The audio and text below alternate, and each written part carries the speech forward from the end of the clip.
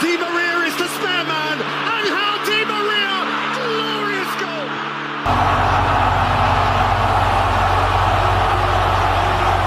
It is a shot from Argentina lead, thanks to a moment of magic from Angel Di Maria. Rolled it up for Di Maria. Sumptuous finish. That is delicious.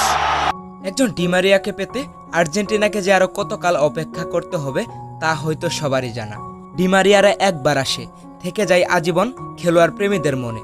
Di Maria Argentina ফ্যানদের কাছে একটা ইমোশনের নাম। Argentina football টিমের একজন অন্যতম সেরা নক্ষত্রের নাম হচ্ছে ডি মারিয়া। তবে তাকে বেশিরভাগ সময়ই অবহেলার চোখে দেখা হয়। আর্জেন্টিনা দলে ডি মারিয়ার যথেষ্ট অবদান থাকলেও ডি মারিয়া এত বেশি হাইলাইটে আসে না, কারণ আর্জেন্টিনা দলে রয়েছে আরেক ফুটবল জাদুকর লিওনেল মেসি। তবে মেসির পরেই আর্জেন্টিনা দলে যার সবচেয়ে বেশি অবদান রয়েছে সে হচ্ছে ডি মারিয়া।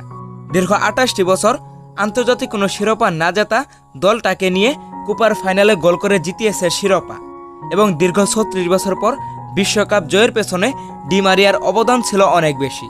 তবে এত অবদান থাকলেই কি লিওনেল মেসির জীবনের গল্প সম্পর্কে যেমন সবারই জানা, কিন্তু ডি মারিয়ার জীবনের গল্প কয়জনই বা জানে? তবে আপনি যদি ডি মারিয়ার জীবন কাহিনী সম্পর্কে না জেনে থাকেন তাহলে আজকের এই ভিডিও আপনার জন্য। গাইস, ডি মারিয়া সম্পর্কে যতই বলবো ততই কম হয়ে যাবে, কারণ আর্জেন্টিনা দলে যদি কোনো হ্যাটারসিন খেলোয়াড় থাকে সেটা হচ্ছে ডি মারিয়া। এবং গাইস, ডি মারিয়া তার অবসরের ঘোষণাও দিয়ে ফেলেছে। 2024 সালের কোপা আমেরিকার ফাইনাল ম্যাচ দিয়েই আর্জেন্টিনার জার্সি গায়ে তার শেষ ম্যাচ হতে চলেছে। ডি মারিয়ার অবসরে আর্জেন্টিনা ফ্যানদের মনে একটা বড় ধাক্কা বয়ে যাবে। তবে যাই হোক, তার যেহেতু সময় ফুরিয়ে এসেছে তাকে বিদায় দিতেই হবে। এবং গাইস, আপনারা জানলে অবাক হবেন, ডি মারিয়ার জীবন কাহিনী ছিল অনেক কষ্টের।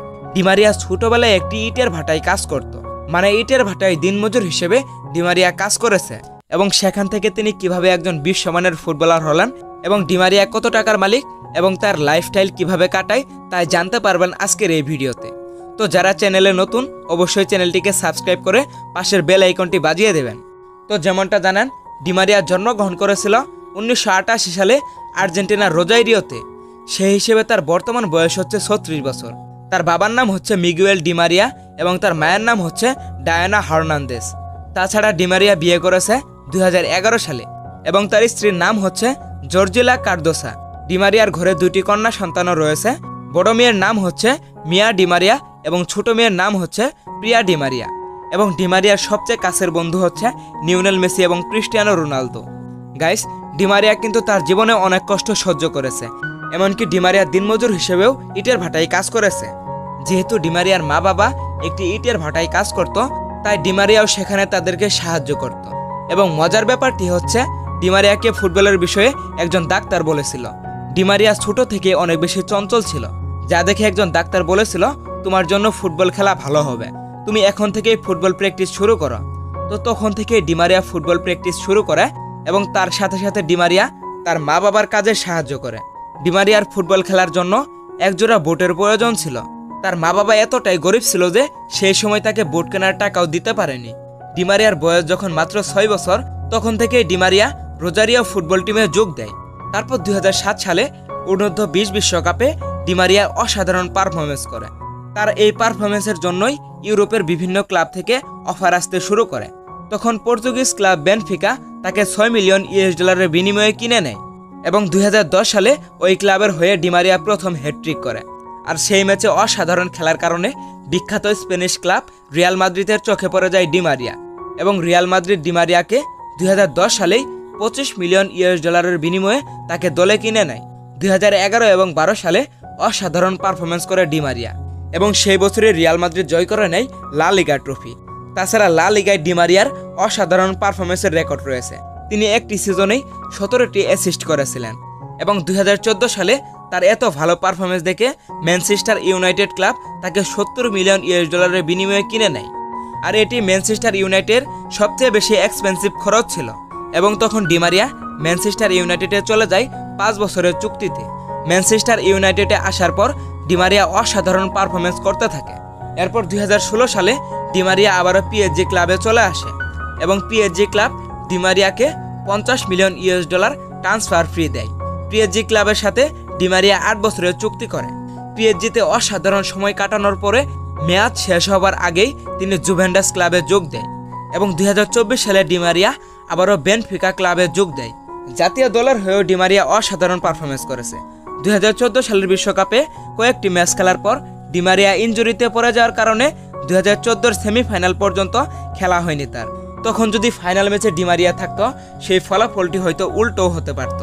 2014 বিশ্বকাপে ডি মারিয়াকে কত বেশি মিস করেছে সবাই তা আর বলে শেষ করা যাবে না। কিন্তু অনেক অপেক্ষার পর 2022 বিশ্বকাপটি ছুঁয়ে দেখা হয়েছে ডি মারিয়ার এবং 2022 বিশ্বকাপের ফাইনাল ম্যাচেও ছিল ডি মারিয়ার অসাধারণ একটি গোল। তাছাড়াও 2021 সালের কোপা আমেরিকার ফাইনালে তার গোলে শিরোপা জিতে আর্জেন্টিনা। ডি মারিয়ার জীবনটা এখন সম্পূর্ণ হয়েছে, তার স্বপ্নটা তিনি ছুঁয়ে দেখতে পেরেছে। তবে ডি মারিয়ার এত বেশি অবদান থাকলেও তিনি খুব একটা হাইলাইটে আসে না। ডি মারিয়া হচ্ছে আর্জেন্টিনার একজন সাইলেন্ট সুপারস্টার। তো যাই হোক গাইস, এখন চলুন দেখে আসি ডি মারিয়ার গাড়ি বাড়ি এবং ডি মারিয়া কত টাকার মালিক। ডি মারিয়া মেসি রোনালদোর মতোই বেশ বিলাসবহুল গাড়িগুলো ব্যবহার করে থাকে। তার গ্যারেজে রয়েছে অনেকগুলো বিলাসবহুল গাড়ি, যেমন রয়েছে বুগাটি ভেরর, অডি R8 এবং ফেরারি 599। আরও অনেক বিলাসবহুল গাড়ি রয়েছে ডি মারিয়ার গ্যারেজে। ডি মারিয়ার গ্যারেজের সব গাড়িগুলোর মূল্য হবে প্রায় 40 কোটি টাকার উপরে। এবং ডি মারিয়ার বাড়ির কথা বললে ডি মারিয়ার 2টি বাড়ি রয়েছে। একটি বাড়ি রয়েছে আর্জেন্টিনাতে এবং আরেকটি বাড়ি রয়েছে ফ্রান্সে। তো যাই হোক, ডি মারিয়ার কাছে মোট ক্যাশ টাকা রয়েছে মোট $50 মিলিয়ন উপরে, যা বাংলাদেশি টাকায় প্রায় 500 কোটি টাকা।